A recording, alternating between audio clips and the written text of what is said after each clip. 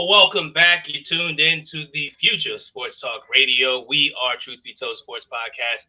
It's your boy King Julian the Mike, and you know the vibes. You know who I'm with? My A1 from day one. Hollow Points in the building.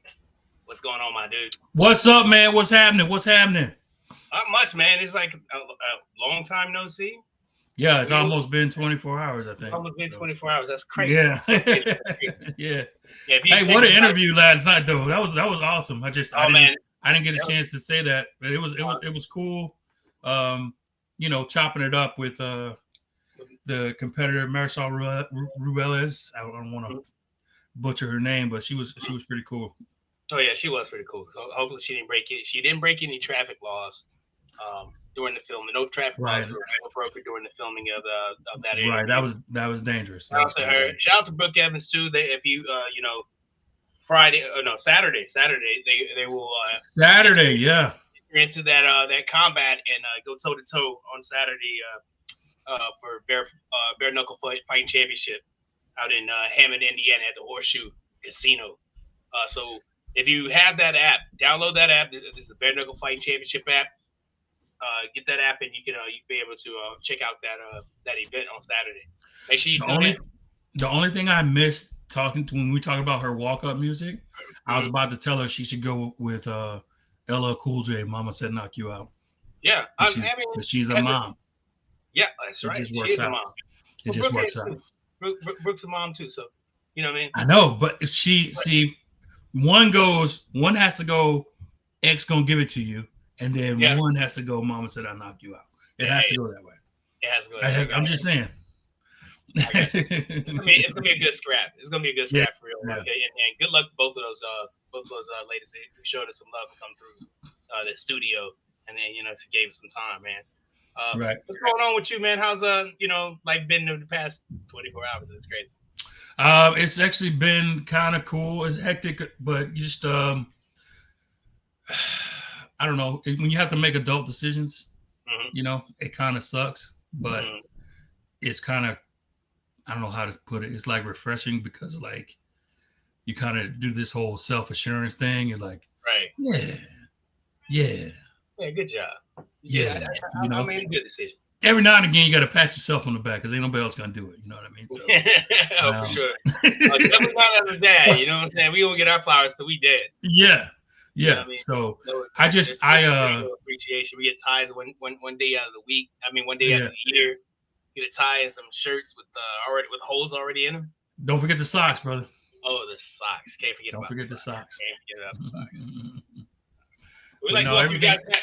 I'm sorry, go ahead. No, you're good. We'd like to welcome you guys back to another episode of the Truth Be Told Sports Podcast. I am King Hooley. My dude, he's right there. Are you right here? I'm right here. My dude right there. Hollow Points as always. I got it this time. Cool. We got a lot to talk about. You know what I mean? So we're going to talk about some NFL news over the weekend. We're going to talk about some NBA because the NBA is coming up. We're also going to debut a brand new segment. You know what I'm saying? And what else? Yeah, we're going to have some fun while we do it. But right now, this is the point in the show where I hand it over to Hollow Point and he lets you know where to find us on the socials. So, Hollow Point, do your thing. Thanks a lot, King Hooley, and thanks to everybody for once again tuning in to another episode of the Truth Be Told Sports. As always, we are easy to find on most platforms. We are on the Facebook platform where we have a page, the Truth Be Told Sports Podcast. We also have the Truth Be Told Sports group on Facebook. We have Instagram. We also have X, formerly known as Twitter. And we also have YouTube where you can find us. You can hit the notification, like, comment, and subscribe if you haven't already. Hit that bell for the notifications, and we definitely appreciate you. And you can find us on TikTok as well as on Threads. If anybody's on Threads, hit us up on there. We have all of our content is all over the place, either in clips or long form. Check us out. However you like to consume your content, we have plenty of sports take all there. I want to give a shout out to the ESCN and also the JT Network. Thank you guys for being a part of that family. So back to you, King. All right, man. I appreciate you doing that, big dog. You know what I mean? You remember Google Plus? I do. Okay. For whatever reason, that's what Threads is reminding me of. Does a little bit. Like nothing happens on Threads. I don't understand what the point of it is. It's supposed to be like a Twitter version of Instagram. So what happens is so it's tied to Facebook, right? Okay. So like most of the times what I find out is I'll post something on Facebook, like my normal, like every time like a game's going on, I'll do some couple random posts. Mm-hmm. Like maybe 6 hours later, I see them on Threads. Oh wow! So it's kind of like a double thing. They're both great. tied. You're all tied into each other. I think Threads, Facebook, and Instagram are all tied together. But yeah, it's like I like Threads because there's no real standard of how you can do stuff. Like you can just write what you want and kind of blast it out and forget about it. You ain't got to worry about, no one's gonna go look at it. Right. No one's gonna go look at it. I'm at Threads. I'm like, no one's here. No one's here. It's like get to the club at 9. Like you got early. You got there early. Like get to the club at 9 o'clock. You see VIP and it's empty. You're like, oh, what is this? This is crazy. Okay. All right. Well, this is cool. Oh, I can't sit here? Why not? Yeah. But there's nobody here. Anyway, man. Anyway.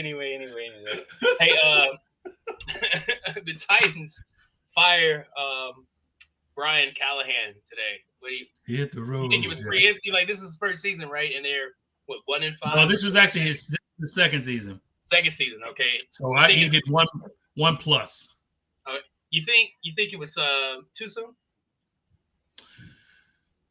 I want to say no, yes, but no. It depends on who. It always depends on your leadership, right, and what their expectations are.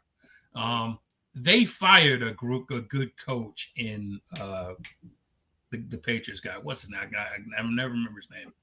Vrabel. They fired a good coach in Vrabel, right? Thinking, hey, it was a coach, they needed a new voice, blah, blah, blah, blah, blah. What they realized is they didn't have any talent, and that's why they were losing. It had nothing to do with the coach. So instead of and as an owner, you can't fire your whole roster, which is what I'm sure he would rather have done. Mm-hmm. So somebody has to take it's like Major Pain. Somebody gonna have to pay for this blood on my lip. It's kind of like that.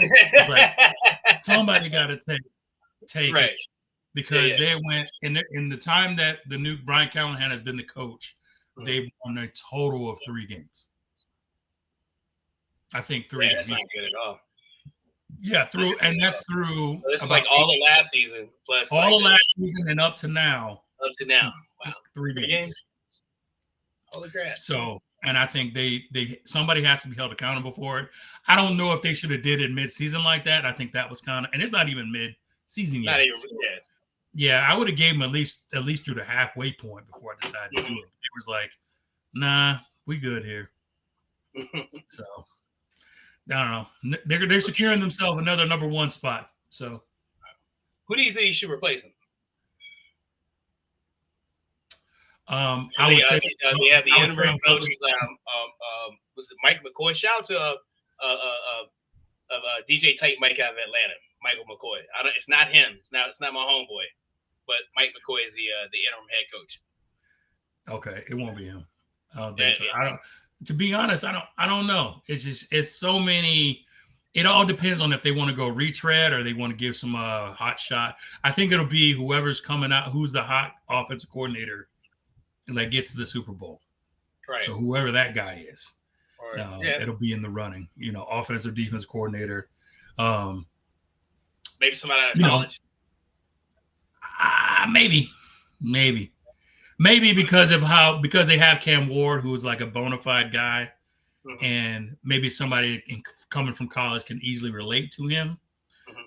So that's got to be. They have to get along with the quarterback. That's the key.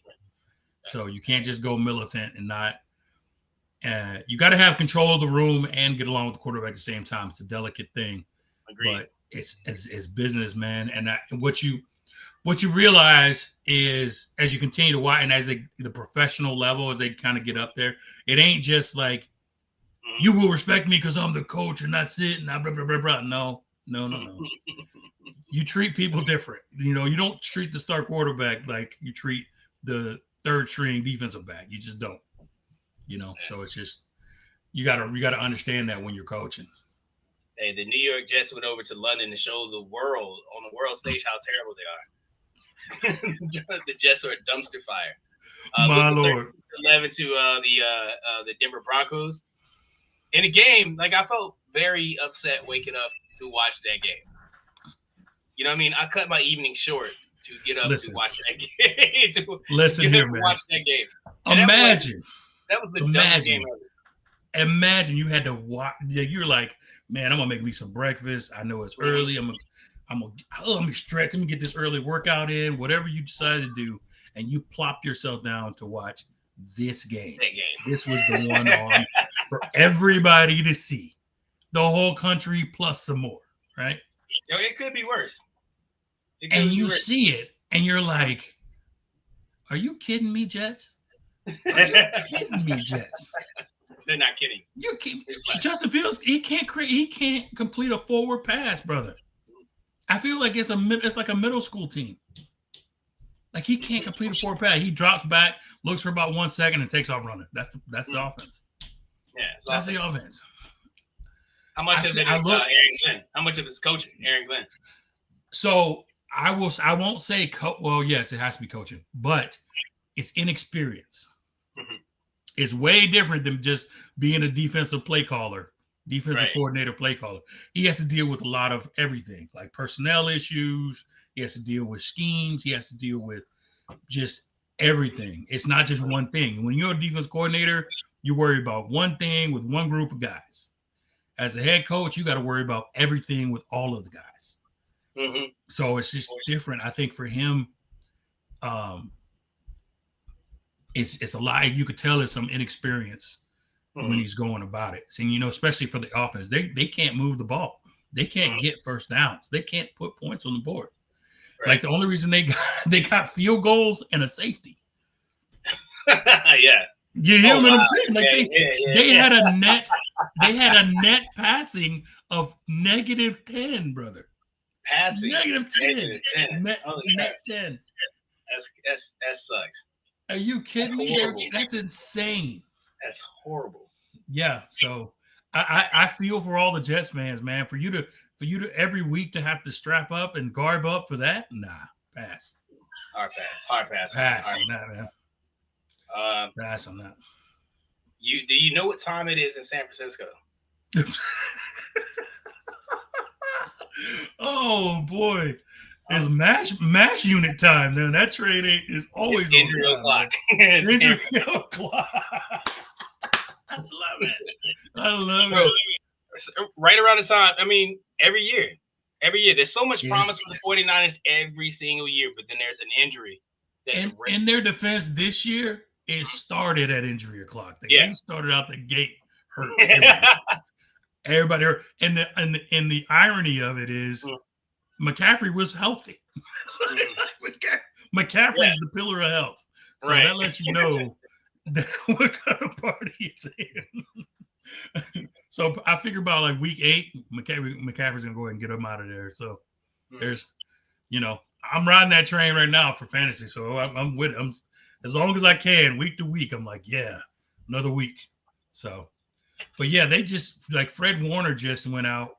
He's out for the year officially. So it is definitely unfortunate for their team, but it's definitely something that you expect for them every year. You just don't expect it to like take over their whole team like a virus. Like you got the quarterback, their first and second receiver, their middle linebacker, I think 2 safeties, is everybody. So it's wild. That's a lot. It just seems like it's like that. You know what I'm saying? They say that a broken clock is right 2 times a day, right? Mm-hmm. That clock is stuck on injury. That clock is stuck on injury. And that's crazy, man. That just sucks. I feel for him because that's my wife's team. I feel for that fan base because they're starving for a championship, and they've had so much promise over the last few years. Unlike the Cowboys, the 49ers had so much promise, but they get there, something mess up happens, and they don't so that they don't win, or injuries bulldoze their season like it always does. I agree. The Baltimore Ravens, man, are 1-5. At this point of the season, do you think they should just mail it in? The short answer is no, but a couple things have to happen in order for me to stay with that answer. One, Lamar needs to come back. And they have a slew of injuries as well. And also a really bad defense. So it's just, they have to be really good on offense. So that's why I hint Lamar got to come back. But two, they have a pretty because they've had a hard schedule to begin with. Not saying that's why they're 1-5. They've been playing bad. That's why they're 1-5. Yeah, they have. Right. But their schedule is kind of lightening up these next 4. I think if they win they win their next 3 games, I think it's a conversation to be like, oh, they might be okay. But if I had to put money down for are they done or are they not, I would say yes. So no, fandom is like, no, they're not done, but like reality says they are, because no one usually comes back from 1-5 to make the playoffs. And now we're talking 10-7, 9-8, possibly at best, because they're not going to run the table and go 12-5. They're not going to win their next 11 games. So agree with that. Yeah, they don't. Go ahead. I'm sorry. Go ahead. I cut you. No, I was just saying their defense has been too bad for them to lean on something that's going to make them good. So. Okay. This a couple key games in Week 7, which is weird because I'm looking at this list, and some of these names on his list, like, you wouldn't expect them to be a key game at this point in time in the season, or this season. First one, the Indianapolis Colts versus the Chargers. You would think about this game, but no one had this game circled at the beginning of the season. Yeah, no one. The Colts are playing very well, and then aside from a couple, plays or whatever here and there, the Chargers could be 1-loss team, 2-loss team, where they are 2-loss with. They could. I think they're a bit better than what than what they're presenting themselves to be. But the Colts are on fire. Shout out to Danny Jones, the point guard. Well, we got to stop. Now he's a quarterback from Duke because he's playing like a quarterback. We can say quarterback. Okay, all right. Yeah, he's a quarterback from Duke now because he's playing like an actual quarterback. When he was with the Giants, we have to start changing our words though. We can't say good. They're playing good. Indianapolis is playing like the best team in the AFC right now. Right now, they've since the first kickoff, they've been straight at it. You know what I mean? So, and now I think if this score holds up with Buffalo, they will have the best record in the AFC at 5-1. Damn. So, yeah. Time to give them their kudos, man. It's about time. So yeah, but it's definitely going to be a good matchup. I think the Chargers, Jim Harbaugh, man, you can't ever doubt him. He's a heck of a coach. He's a heck of a coach. Say what you want about him personally and about the decisions or whatever. He's a heck of a coach. At the end of the day, when you put everything on the field, he's going to put you in a position to win more times than not. More times than not. And I think having Justin Herbert is lucky to have him because he will give him that push that he needs to that level of greatness. You know what I mean? Because Herbert has all the tools. He has all the attributes that you need to be a great quarterback. He just that little oomph he kind of missing that. You know what I mean? He's a little bit of oomph, and I think Harbaugh is great for that to put him over the top. So yeah, this is going to be believe it or not, it's going to be an interesting matchup to watch. I'm gonna be excited to check it out. For sure. my New York Giants and the Denver Broncos is gonna be another interesting matchup to watch. For me, really, because I mean, I see you shaking your head right now, but can the Giants, keep up the hype? That's basically why I put this in there. Do you think they would sustain the hype and win 2 games in a row for the first time since 2021? I feel your hypeness, man. I don't mean to rain on your parade. I'm not going to. But you have an opportunity. Defense has to make some plays, and they will be there for them to make because Bo Nick's gonna be Bo Nick's. Bo Nick's gonna show up. We're gonna get Bo Nick's. You know what I'm saying? You know which one's gonna show up. The Bo Nick's you talking about showed up one time. That's it. That's it. The Bo Nick's we know and love is always on time. He tell you, he will scramble for no reason and throw it in the middle of the field for no reason. No reason. There's nobody there. Oh, that's not our color of our jersey? Damn, I didn't know that. I thought we were. That's the 50-yard line. He's not around. So yeah, if the Giants can if the 2 rookies can carry that momentum and that mojo, like Scottibo's a train, brother.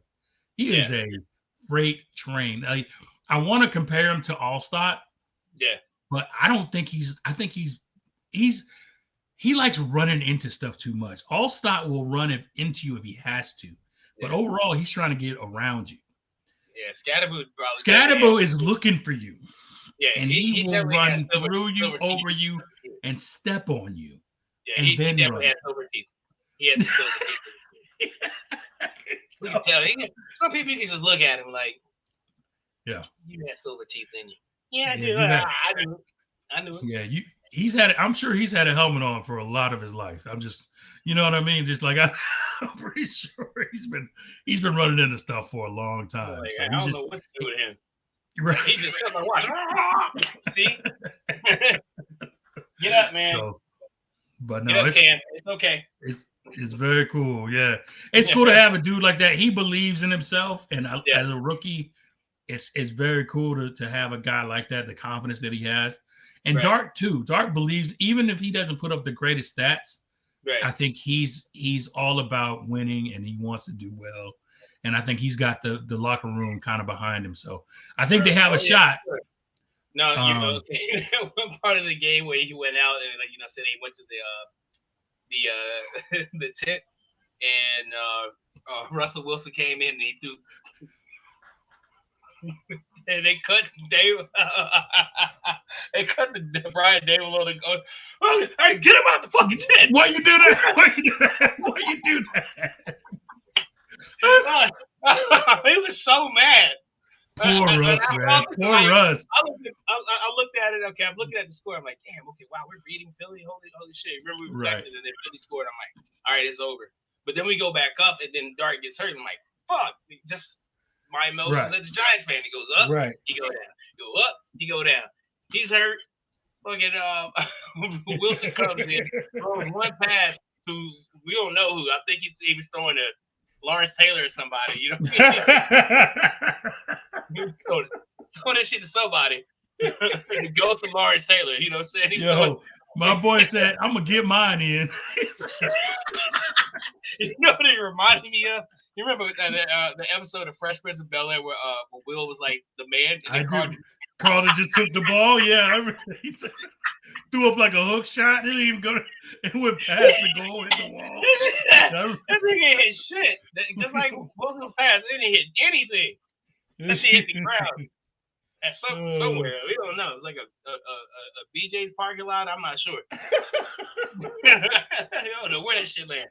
But they cut over to Brian Dable and he was like just going ballistic. I felt every word. Yeah. I felt him for sure. I was like, oh, hell no. It's another game. Tampa Bay Poor Russ, man. Against the Detroit Lions. Oh, yeah. Yeah, that was a great game. Good game. I'm going to be honest with you. But I think in order for Tampa to win, they definitely have to start the game down. I don't think I've seen him play from the front ever. You know what I mean? Well, yeah, no. This last game they did. And honestly, I gotta.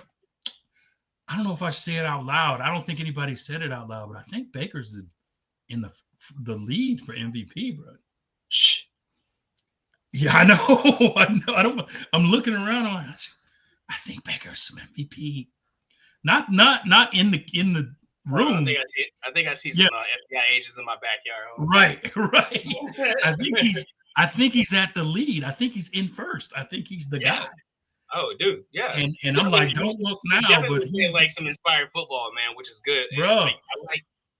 I love it when players that you could just tell they're having fun doing it.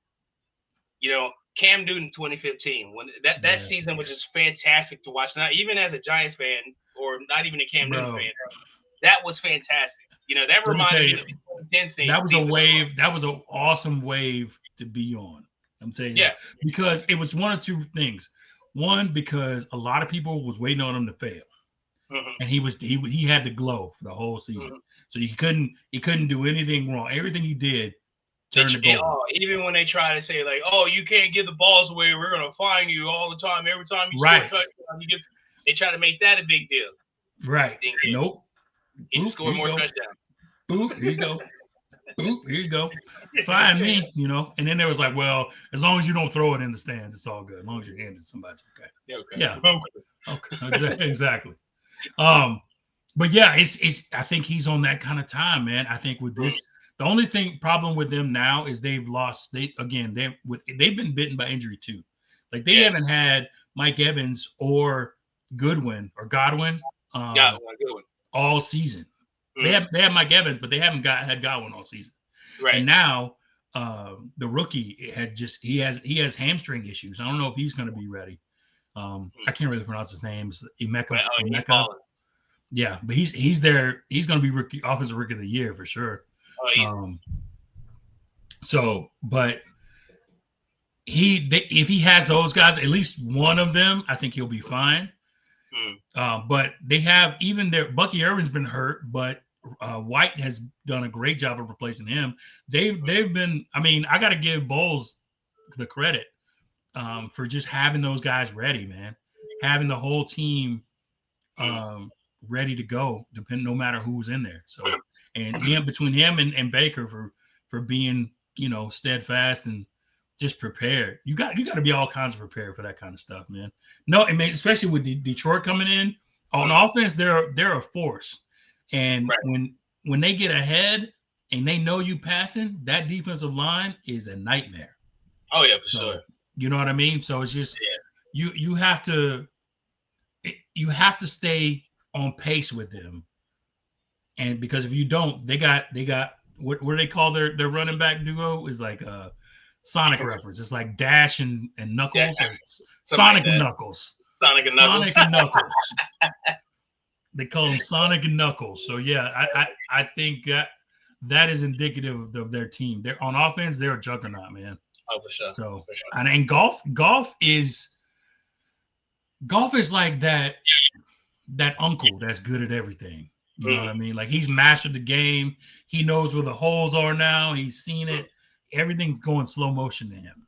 And it's like he's easy. He ain't doing too much. He don't make no noise, but he's just right there. He's like Sunday morning. He's like Tim Duncan now. He's like boop, boop, boop. He went I think he went 13 for 13 last night. Dang. Yeah. That's good. like his first 13 passes, it's like boop. I'm gonna just go surgical with it real quick. There you go. That's crazy. So yeah, definitely. Detroit's a juggernaut, but Tampa will that's gonna be a great game. An NFC East matchup between the Commanders and the Cowboys. I guess with Philly, I don't know. You want to say they're being exposed or whatever? They're having this weird ass season. This kind of leaves room for Dallas or the Commanders, or I'm not gonna say, dare I say, the New York Football Giants to make it interesting. The NFC lease or whatever. It used to be the NFC lease. Yeah. Now it's the NFC lease. It's definitely the lease this year. What I will say is if right now the Commanders are down, but if they somehow make it out of this game with a win because they're only down 6, I think they will be in the driver's seat for the division. Yeah. Because I don't see Philly. I think Philly's going to be on a steady down slope because they're still infighting. They're still they should be exposed. There's so much drama, and then you throw some losses on top of that, it gets worse. You know, that snowball effect is real, man. So I think a lot of times what we like to do as fans is we look at stuff on paper at face value, and we're like, man, that's your work. You got this person, you got that person, you got that person, and we never factor in that human. That human involvement, you know what I mean? Yeah. So it's like, I think we got to realize that emotions play into it, and ego and pride, all those things are a part of it. And like, some of me understands what Brown is going through. Like, hey man, I'm a lead dog. Like, I can't just be out there running routes for no reason. You know, throw me the ball. Yeah. And at the end of the day, it's like, man, it's about winning. Like, did we win the game? No, yeah. And he's all about, did he dominate the game? And part of me, like, man, I'm like, man, you're a diva. You know, it's all about you. You're selfish. But like, in him, he thinks he should be the reason they win. And I've never, and in terms of football, I don't know if that's strictly to a wide receiver or is that how they all think or what, but it's going to be the reason why they unfold for sure. Because that's selfish behavior. I mean, say how you will. It's very selfish. So, but I think that, that's how I feel about them. I think if Washington wins tonight, this game, and I think they'll take out the Cowboys. Not necessarily easily, but they'll win. I mean, well, the Cowboys aren't like being the Cowboys either. You know what I'm saying? There's games like this one they just had against the Panthers that they didn't look like themselves. You know, and this little flashes, Dak Prescott, he looks good, but then he sucks. You know what I'm saying? He'll have a great season. He'll have a great series or whatever, but then 2 series later, like, you know, it's like he remembered how to play football. You know what I mean? Yeah, no, you're not wrong. So you're not wrong. I mean, their season has been up and down. You can't quite pinpoint it. Losing Micah Parsons, as much as they, you know, try to hype it up because they beat them or they tied them, and he only got 1 sack. As much as they try to hype it up as like it's a plus for the Cowboys, like nothing hurt, nothing lost. It is really starting to show up in their defense. You know what I mean? And then you know, with CeeDee Lamb going down, Pickens is doing well, but once again, you know, your quarterback's still Dak Prescott, who figured out. I mean, you don't know whichever helmet he puts on. I think he has like 2 different helmets. Yeah. You know what I mean? Because whichever one he puts on, whichever one he grabs, depends. It's going to depend on what he what he does with the game. Yeah, you're not wrong. NBA season is kicking off. You excited about saying your Lakers? No, well, I am. Yes, I am. For me, NBA don't really. It's after January is when I start being excited about NBA. I think I like now that they've gotten this tournament thing, the Emirates tournament, in-season tournament. That gets me excited because they actually plan for something.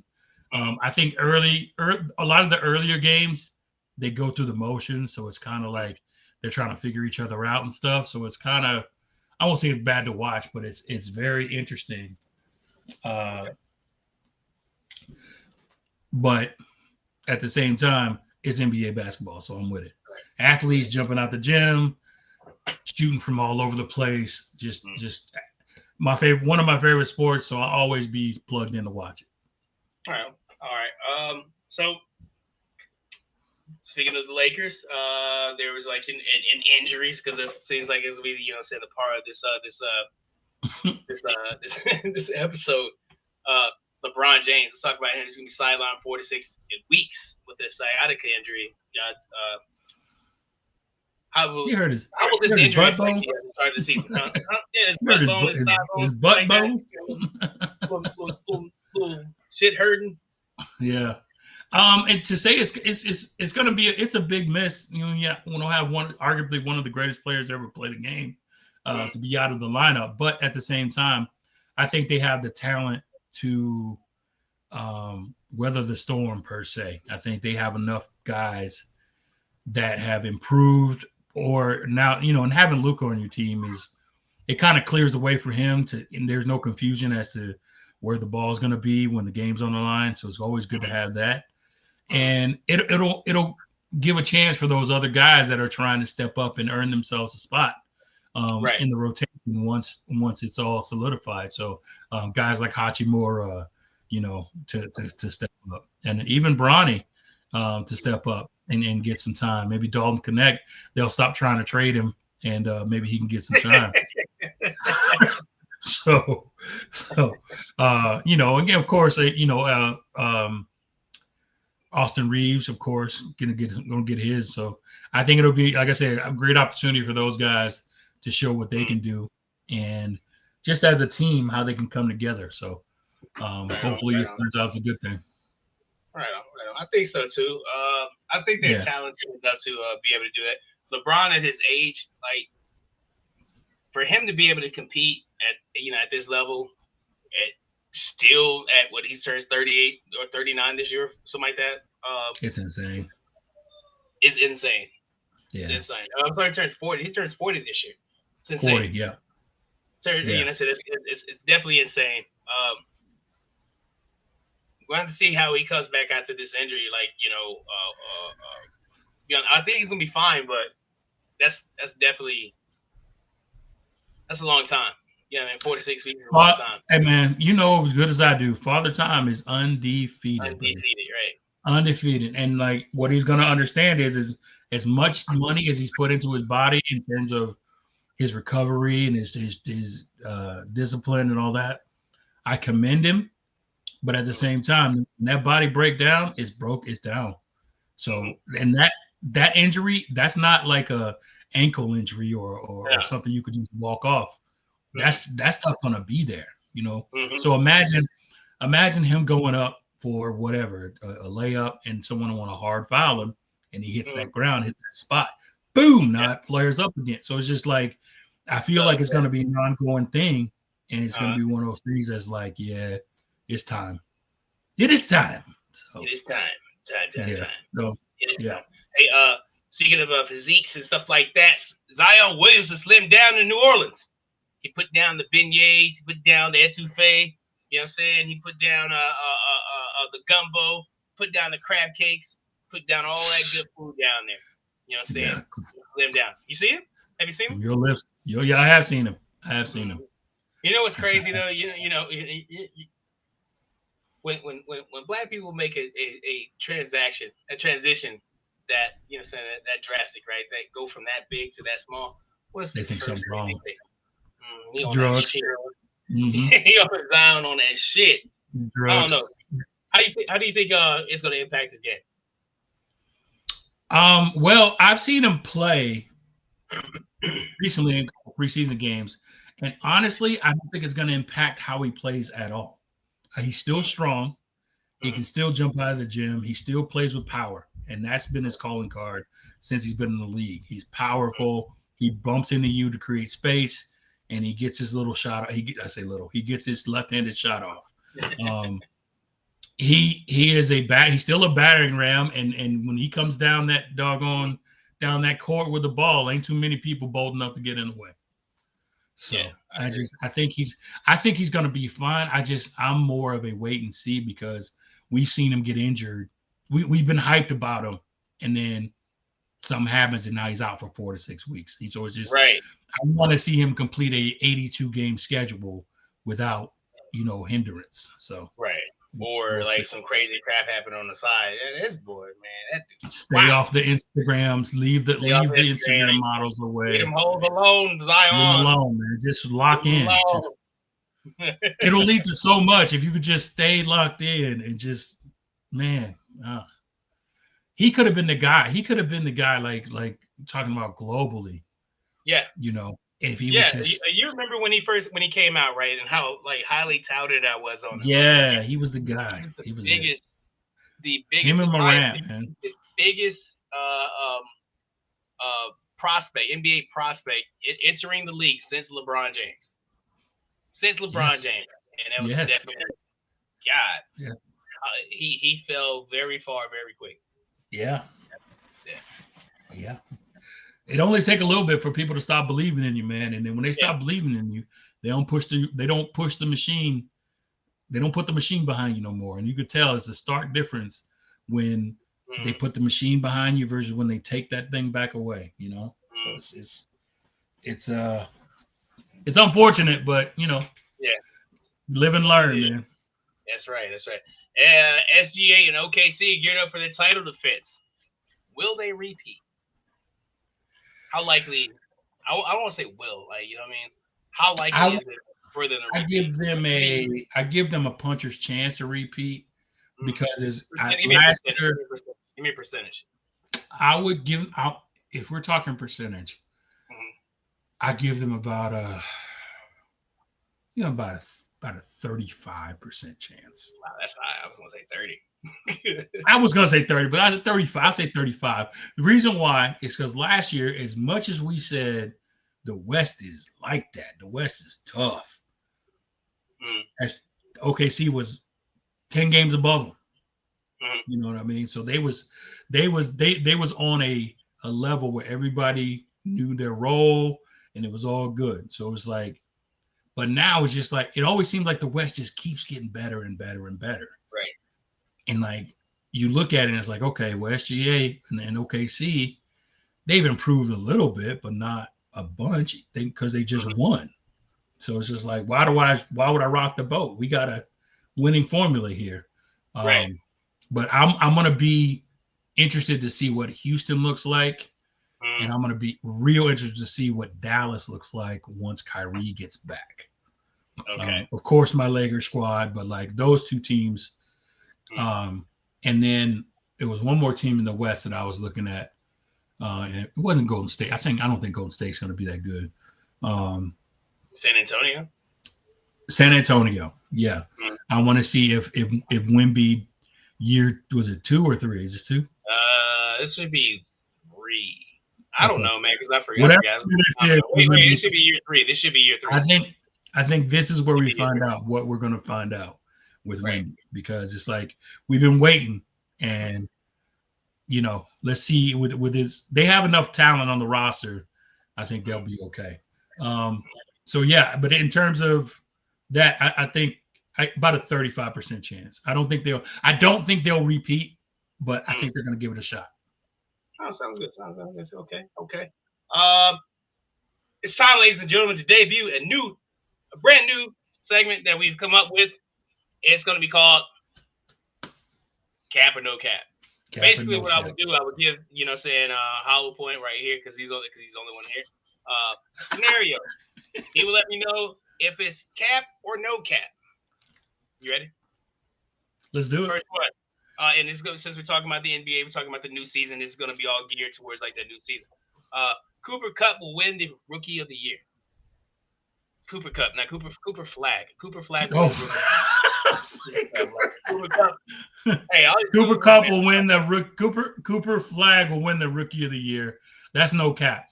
He's definitely going to be that dude. He's going to be given several opportunities to be that dude, and barring someone who we don't know who will step up. I mean, they got now. Granted, there's a load that draft class is loaded. His Duke compadre in Charlotte is going to have something to say about it. And they all of his Duke compadres, because I think they drafted like 4 Duke dudes who are all talented. But yeah, Cooper Flag is going to have the most opportunity, given that he's going to be with an already ready-made team and going to have a lot of opportunities. So yeah, no cap. No cap. All right, the New York Knicks will get over the hump.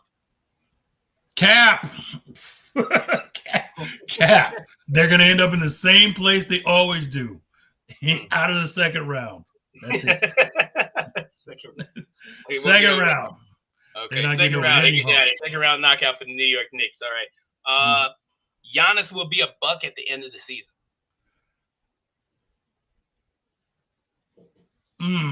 No cap. No cap. And the only reason why I say that is because he has that team hostage. They're picking up all of his brothers. I think they're trying to pick his cousin up. I think they got his third brother on a two-way, brother. I'm like, come on, man. How many brothers does he have? He has, I think he has three. Oh, wow. I think he has three brothers. But yeah, of course they got Thanos, and then they have another. Their younger one he was in the G League for a while, but I think they just signed him to a two-way deal. So they literally have the whole Antetokounmpos on their roster. So yeah, no cap that he'll still be there only because he has that team hostage. That's what I say that. All right. LeBron James announces retirement in the offseason. In the offseason? Oh, man. Knowing LeBron, that's cap.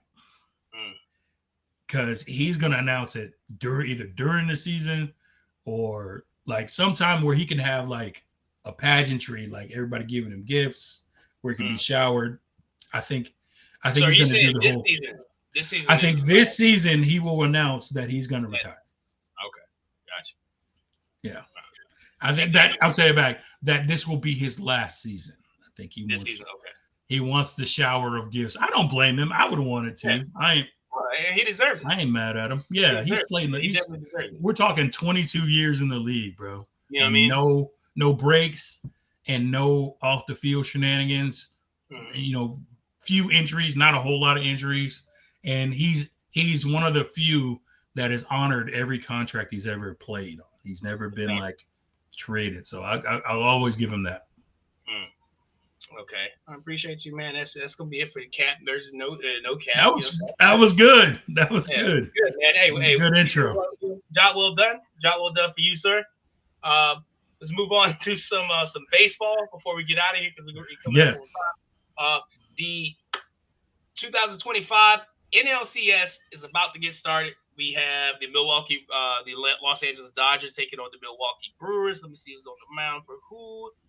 And you let me know. Blake Snell for the Dodgers. Blake Snell's on the mound, and he is taking on. Wait, it's the end. Is the fifth. They're in the fifth inning. Yeah. 0-0 right now. Who do you like in this series? I want to like the Dodgers, but the Brewers can hit the ball, and they have one. They can hit the ball. Two, they can throw a bullpen game on you where everybody throws 105 miles an hour. Shit. So, well, I say 4 or 5. 104, 103, 103, 101. Yeah. So it's like when we played them, when the Cubs played them, I felt like we could win, but I also felt like we were outmatched too. You know, it's like we kind of had to hold on for dear life and hope they don't catch fire. Right. But they just up and down the lineup, you got guys that are locked in and just not afraid of the moment. And it's like because they don't know any better. And so they get in there, they play tough, they play hard, they don't let the moment outshine them. And they're just out there, they're tough. I think Christian, my son says it best. It's Christian Yelich in the gang because you don't know anybody else. Christian Yelich and the gang. But yeah, I think the Dodgers have that star-studded lineup, and of course they're the defending champs. So that experience is going to go a long way. But and again, I'll root for the Dodgers because I don't want to root for a rival. But I think it's going to be a real good game. I think it's going to be a real good series. I get you. Yeah, I feel the same way. You know, I have a lot of love and respect for the Dodgers. Yeah. Always have. Like, I always tell people, my moment of I love this game came from the Dodgers game, the '88 World Series with Kirk Gibson. You know what I'm saying? That's when I knew I loved the sport. And living in LA, being around so many Dodgers fans and they've been great people up until Halloween of last year. Until Halloween of last year, that's when everybody became turncoats. So if I'm rooting if I find myself clapping when the Brewers score, it's because I'm spiting the Dodger fan. You've been jaded, right? Not the team, just the fans. I don't like how they did last year. I'm still kind of tight about that. Yeah. You know what I mean? I'm still kind of upset behind that because, everything, like I said, everything switched. They weren't talking all that shit until Freddie Freeman did what he did. You know what I mean? And then that's when it opened up for everybody to start, running their fucking mouths and stuff like that. But aside from that, I like the Dodgers. I like everybody on that team. Okay. Do I want them to win? Sure. Do I? I mean, but I'm not gonna. I wouldn't care if they lost to it. So if that makes any sense. That's fair. On to the ALCS, which by now the Mariners have opened it up to a 2-game lead that series 2-0, as it switches back to Seattle. Tonight, the Blue Jays loss was a 10-3 to the Mariners after last night. A tough loss last night to Mariners. So they moved back to Seattle down 2 games. You think the series is over? Do you think it's a chance for them to redeem themselves, or are they done for? They put too much effort into beating the Yankees. Well, what I know is baseball. In baseball, the home field advantage isn't necessarily an advantage that you think it should be or is normally. I think on the road, like Toronto's done a good job this year of being on the road. So I don't think it's over, but I think Game 3 is a must win. So I will say that. I think just so if they make it back, if they win Game 3, they can maybe steal 4, but lose Game 4 and just win 1 back on the road. Wait, let's go. Is it 2-3-2 or 2-1, 2-2-1? I think it's 2-3-2. I think it's 2-3-2. It might be over then. It might be over. If it's 2-3-2, it's over. I can't. That's a lot, man. That's a lot. Like they didn't. No one really expected them meaning the Mariners. No one expected the Mariners to come into Toronto and beat them at their own game. Like Toronto puts up runs. That's what they've done all year. This offense, they put together runs. And Seattle come in and was like, all right, hold my beer. Bam, bam, bam, bam. And they're 1 through, maybe 6. I would all up and down the line, honestly, has come through with play after play after play. So I kind of commend them for playing tough. So right on. Seattle might have wrapped this one up. All right. I got to find that out. Maybe somebody who's listening or somebody who picks this up can email or message us what's the format. Is it 2-3-2 or is it 2-2-1-1-1? Let us know in the comments or maybe hit us up on one of our socials on the format of the series. We don't want to be dummies, you know what I mean? Right. Like keep us smart. Yeah, we'll talk, but just you got to feed it to us sometimes. Either way, it's fun to watch, man. It's fun. Like my son gets into it with me, and like even when I'm like making dinner or eating dinner or something, and he'll be yelling from the living room, like, oh, he made a catch, or he hit a bomb. Just he'll be yelling out to keep me updated. So that's good. We're kind of watching it together. So that it makes me happy. So one more baseball question, man, and maybe you can maybe you can answer. Maybe you can answer it. We'll see. Don't rely on it. How much time you got, brother? we got like 10 minutes. Like 10 minutes. Okay, cool. All right.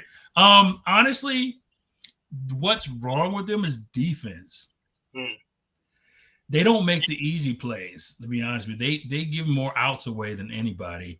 like on defense. They kick the ball so much. I've never seen a team just be unsure about the most routine shit or what I think for a major league defense should be routine. You know what I'm saying? And then honestly, I think this year Judge kind of came out of the shell in terms of not being clutch offensively. So I think that he's put that to bed. But I don't think he got enough guys with him. Just, they got to be able to. You have to in the playoffs. I think pitching is the most important thing. Agreed. And you got to have guys that you can rely on to go in there and say, "Hey, I not only need you to not give up a run, I need you to not let him on base." Right.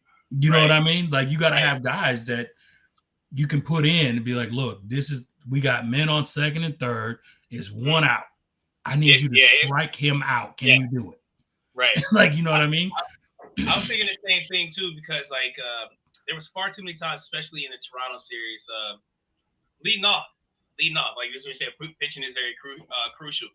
Lead off with extra base hits. If you lead off with extra base hits, it's going to be tough to one, prevent them from scoring. Two, and especially when you're playing like you're booting the ball all over the place. So like extra outs. You know what I'm saying? You're giving people extra outs. So like it's kind of if you eliminate some of those things, make some plays. I also have to blame Brian Cashman. He needs to go. He has to go. He has to go. Sure. I don't know what he has on the Steinbrenner family, but they need to report him. You know what I'm saying? Somebody needs to report him like, hey, we're being family friend, man. Let him go. Let him live. Let his ass go. Let his ass go because he has to go. He's you can't look around the room and like, okay, you're not the problem. You know what I'm saying? You're not the problem.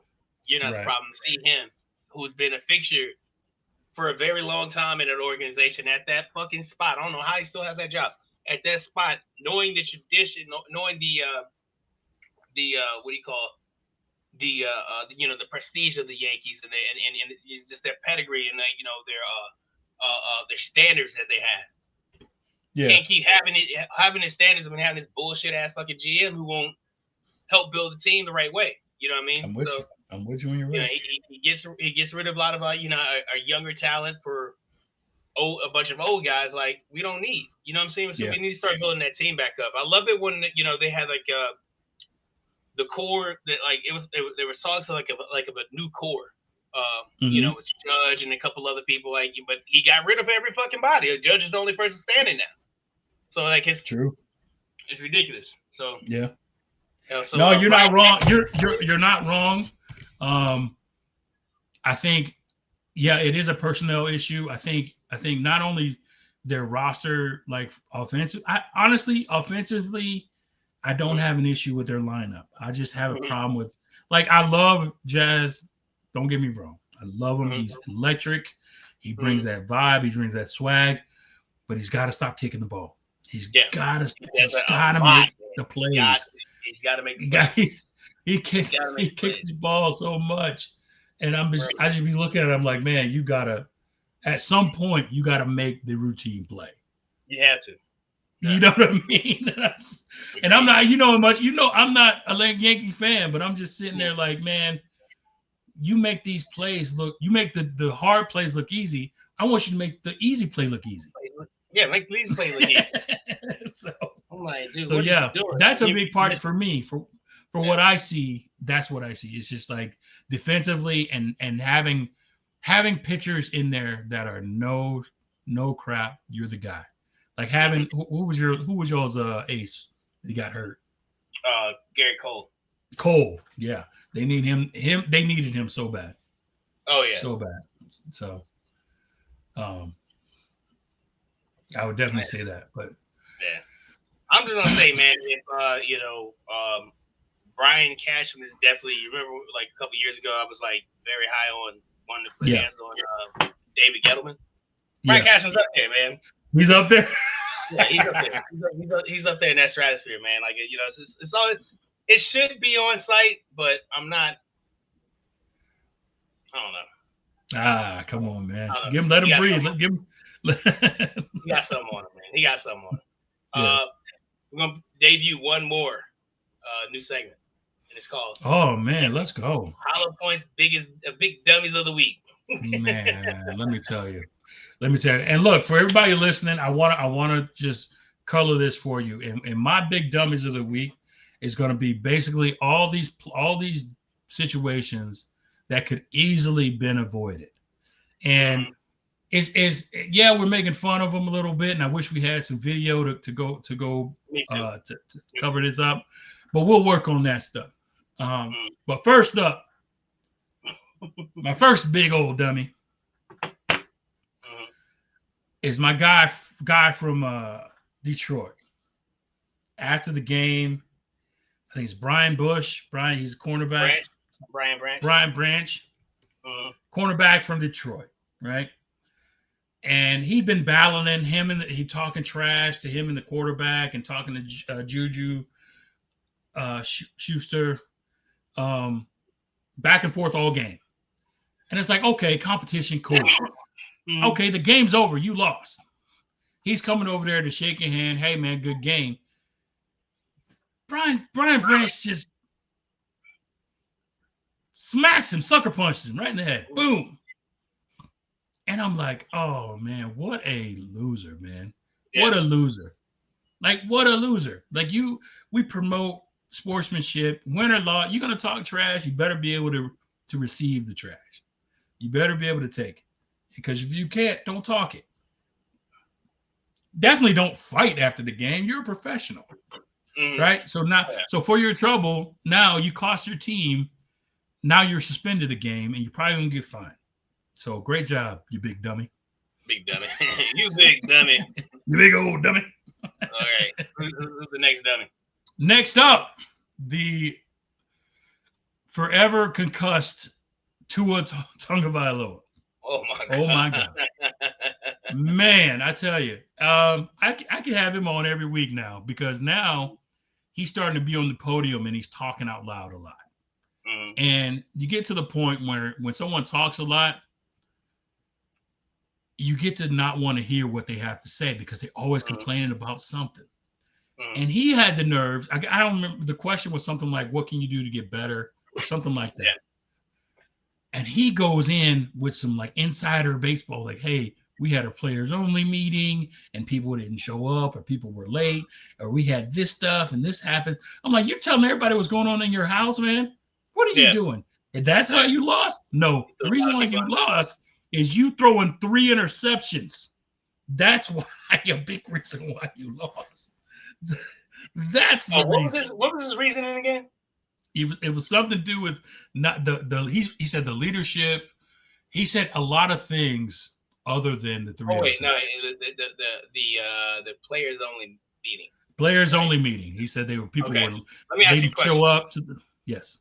They didn't show up to that. They didn't show up to. They didn't show up to it, or they were late. What part of the game,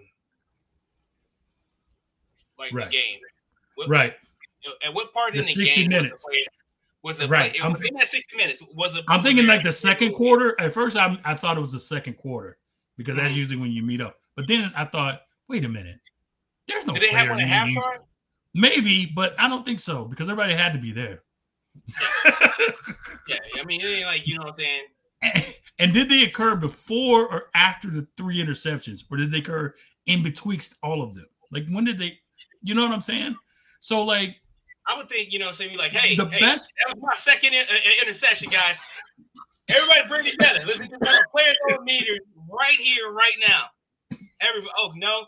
Okay. Well, the defense, obviously, you know what I'm saying. They're out there. You don't care about the team. You don't care about the players on me. Who cares if the game is still going on? You got to be out there because I threw an interception. We don't care. But you need to be in this players only meeting right now. That's the important part. Not only did he call his teammates out, he called his leadership out, i.e. his coach. Oh, wow. And the GM. He called everybody out. He said, oh, it's little things like that. He tried to glance over the fact that he threw interception. Yeah, I turned the ball over a couple times. I can't do that. But these meetings is the important part. That's why. That's why I threw the interception, because people was late to these meetings on Wednesdays. That's they're on Wednesdays? They're not on Sundays? Yeah, they're not on Sundays. No. Damn, that's why I just looked it up, And it turns out they're during the week. Yeah. Oh, okay. Yeah, they're during the week. Yeah. So, Tua Tagovailoa, you big old dummy. Dummy number 3. Oh, dummy number 3. You're gonna have to prompt me. I forgot about the third dummy. Forgot about dummy. He's a coach that's making. Oh yes. That professional football and college football are. He thought he would just show up to UNC and just take over. He could put his hat on the hat there with his hoodie and just boom, we're going to be undefeated. It just works because I'm the best coach in the world. And it didn't work out that way. And it hasn't worked out. And it's really been really, really bad for him. I think, and I want to blame his relationship with his significant other, which is I think like 30 years younger than him or 40 years. Like his granddaughter. It's something weird. Yeah, it's something weird. That's crazy. But that's great. She shows up on the sideline. Hey, I need money. She has like access, like real access. She's in his office. She's like, excuse me. Yeah, me too. Yeah. Excuse me. I'm trying to get rings on TikTok. Like right. So so not only is he not in it for a light ring. He's not really connected to his players at all. The things that he does, they don't really vibe with. Like, it's real crazy down there, man. And if you really knew the intricacies of why it's crazy, you want to pop your top. Like I read a couple things and they were like, because they're talking about, they're looking at an exit strategy of how to get rid of him. And because the great thing about college coaches is once they get a gig, that buyout clause is magnanimous. Ask Coach Franklin; he'll tell you all about it. He gets like 50 mil for them to fire him. Right. Like how? Fire me, 50 mil? Like yes. Fire me right now. Are you kidding me? So, that's the reason why he's not going to get fired this year.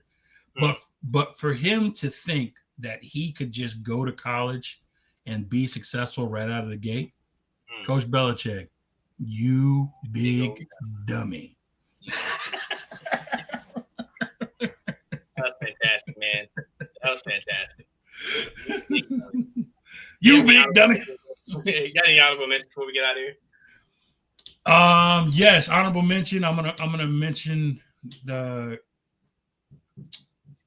Coco won another tournament. It was my mom says it's one of her favorite tournaments at the end of the year. So Coco Golf, she's got her serve back. Apparently she had a serving coach to help her with her serve, and it's helped her win this tournament that she was in. She gives me all my tennis news. She watches tennis religiously, so shout out to my mom for doing that. Yeah. Shout out to Mama Hollow Point. Yeah. So she gives me all my tennis goss. She got it. So she's my expert with tennis. I'm gonna keep it all women. Shout out to the Las Vegas Aces. Yeah, absolutely. I knew it too. And tearing it up and winning another WNBA championship. Get it together. The WNBA championship. Aja Wilson definitely did her thing. We asked her the question a while ago. Was she the GOAT? And then all of a sudden, everyone wants to start talking about it. Is she the GOAT? Is she the GOAT? Is she the GOAT? We say, get up there. She's close. You know what I'm saying? Yeah. She's at the table in that stratosphere. She just passed. To me, she passed Candace Parker. She's passed. So she say, but Maya Moore too. But Maya Moore, I posted that on our group. That Maya Moore comparison. It's like, Maya Moore, if I had to put a comparison to, it's like Barry Sanders, right? Right. When you compare, like she was gone too soon. Like how great could she have been if she had stayed? Exactly. But she didn't stay. And I think Jim Brown was another one. Jim Brown was like, same thing. Like we know how great you are, but playing a lot of years is a part of the greatness. And I think with Asia Wilson being as dominant, and those defensive player of the years are Big reason too, because she's not only on one side of the ball, she's on both sides and dominating on both sides. Dominating on both sides. That's great. Yep. Oh damn! I forgot to do one more thing. Yeah, got to do one more thing. Let's throw this in here real quick. We can be really quick with it. It's we've been doing the hottest takes, and the hottest takes comes right. So I'm keeping them anonymous because what if the subject of this hot take ever sees this? We don't want any problems. We don't want any smoke. But it is regarding probably one of the greatest, what people regard as, we'll call one of the best boxers of all time, Iron Mike Tyson. A lot of people, well, I won't say a lot of people, but I've seen a few people talk about it. And the take is, let me finish this. Mike Tyson's boxing career was overrated. Where would you put this? Overrated. I wouldn't say overrated. I would say, if there was another word right underneath overrated, I would say that. I wouldn't. I'm not. What I would say is when we talk about the best, even if we're talking about the best heavyweights of all time, he's not in the top 5. Right. He might not be in the top 10. That's what I'll say. Okay. That's what I'll say. I'll say he was a shooting star, but that thing fell real quick. You know what I mean? Like it was his greatest moments were terrible moments. Like all of the moments you remember from Tyson, he got knocked out by Buster Douglas. Yeah. He got knocked out by Evander Holyfield, and then he came back and bit Holyfield's ear off. Then he got knocked out by Lennox Lewis. You know what I mean? And so everybody's, we remember the lore of Mike Tyson. We remember the baddest man on the planet, the lore more than the actual fighter. So yes, I would say overrated. I would say the same because of who he fought. You know what I'm saying? Like I mean, if you look at his list, of fights, the people he's beaten probably, Michael Spinks probably the best fighter he beat on that whole list. Old Larry Holmes. Or you know what I'm saying? I mean, you can't even say an old Larry Holmes. You know what I mean? What I will say, Trevor Berbick was up there too. Like for that time period, Trevor Berbick was that guy. So him to beat him was big too. And I think you remember Razor Ruddock? Razor Ruddock? Razor Ruddock. Okay. Yeah, I mean, it wasn't like okay. I said okay. That's okay. Nice. That's great. I mean, you know what I'm saying? Like to me, when he fought those people like that, when he fought like Lennox Lewis, when he fought Evander Holyfield, when he fought so guys like Razor Ruddock, those guys of that caliber, he struggled. You know what I'm saying? He was never the invincible Mike Tyson that we saw from the 80s, but he wasn't fighting a lot of good people then either. You know what I'm saying? Coming up. That's why he's knocking people out. You know what I'm saying? Left and right. I think people were taking paydays. Hey, I'll get in the ring with him. How much you gonna pay me? Right, just to take a couple rounds. They had people jumping in to get in there. That's it. Here you go. Hey, this dude's, you know what I'm saying, we talk about like the boxes and stuff like that. He kind of mentioned like how he had the respect for Marisol and he had the respect for Brooke before because of the real work they had to do as they were fighting. You know what I'm saying? The people Mike Tyson was fighting, that boxing just weren't a shit. These motherfuckers probably delivery truck drivers, or working graveyard shift, like digging dirt. And guess who I'm about to fight? I'm about to fight Mike Tyson. You know what I mean? I'm gonna quit this job as soon as I get out the hospital. Nope. When I wake up, I'm quitting this job. As soon as they find the rest of my teeth, I'm gonna be quitting. You know what I'm saying? I quit. I'm out this bitch. Nah, you're not wrong, man. And like I said, if he would have beat one of those dudes, if he would have beat one of those dudes, then we can take this away. Holyfield, I'd have been like, no doubt. Yeah, but I mean, but he got beat bad. And I think honestly, every time though, every time he got whooped, except for like Buster Douglas. Buster Douglas, well, those later rounds, that 9th and that 10th round, he, won that. He won that fight. I'll say that. I'll go Buster Douglas. No. Tyson won the fight. Tyson won the fight. He counted to 36 before that Buster got up. Dude was like, he was over there. When he went down, the ref went over, turned his back to Buster Douglas, talking to Tyson like, "Hey, you all right? How's your mom? Everything good?" He's like, yeah. Hey, man. Hey, your mouth. I can't start talking. Get up. And then one. Turn back around. One. Like, come on, man. Hey, pick up the mouthpiece, Mike. Mike, I got money in this fight. Hurry up. Hurry up, get up. 1, 2. 1, 2, 1. Damn. It's over. I can't get up. Mike thinks he's in South Korea. Oh man. But no, I think his personal life kind of bled over into his professional life.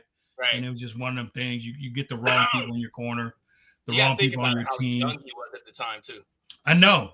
And when Customato passed, how much, and a lot of people don't think about this stuff too. We talk about it, especially like with young, new athletes, football players, stuff like that. It wasn't that far removed when he was coming out of, when he came out of it, in Brownsville. Yeah. You know what I'm saying? So people, like think that Mike Tyson been boxing all that damn time. He became heavyweight champion at 20 years old. Yeah, young. Something like that.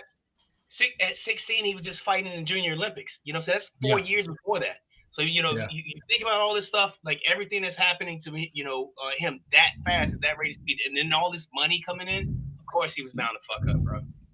And he did, on a major way.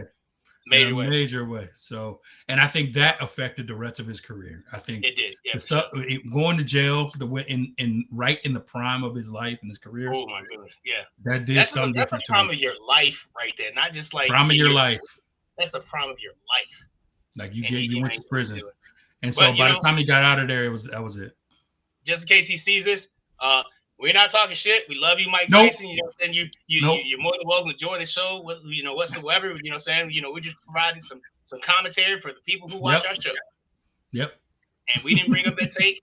We just kind of explained it a little bit. That's it. Yeah, that's what he meant. We didn't say it. They said it. Yeah, that's what they said. That's what they meant. Yeah, we just cleared it up. We don't want no smoke. No smoke, sir. No smoke. No, whatsoever. Shout outs, man. You got any shout outs? Man, I like shout out to my Cubs, man. I wanted to say that last week, but they fought hard. Fortunately, they fell a little short to the Milwaukee Brewers. They were down 2-0. They brought it all the way back to the 5th game and had a chance to win that game. But unfortunately, the ball didn't bounce their way. So I want to give a shout out to the Cubs. Had a great season, 92-70. And hopefully we can run it back, man. Get the GM. This is you on the clock, man. Let's get this going. All right. Okay. Right on. My shout out is going to be to Brooke Evans and Marisol Rules, who will be taking a part of a bare knuckle fighting championship on a card in Hammond, Indiana, at the Horseshoe Casino this Saturday on October 18th. You can download the BKFC app and you can purchase the pay-per-view through it. If you want to do it that way, but that'd be your best way to check out that fight. I think I might do it because we interviewed both of them. I mean, we're really cool. They're friends of the show. I might do it to social support and check out that fight. But yeah, that's it. That's all we have, man. So shout out to them. Shout out to Elite Sports and Entertainment Network. Thank you guys for always having us on, having our back. You know what I'm saying, and just being those that family members that we need. Shout out to the JT Sports Network for for bringing us on with them. Looking forward to working more with you guys. Moving forward. Super Toe Sports Podcast, baby. We still here. We still doing this thing. We still love it doing this, and we can continue bringing you great content that like like the only way we can do it. So I don't have anything else. Hollow Point, you got anything else? No, we got. So for Hollow Point, I am King Cooley. We are Truth Be Told Sports Podcast. Thank you for tuning in. Rest in peace, Kobe. Right here. Peace. Peace.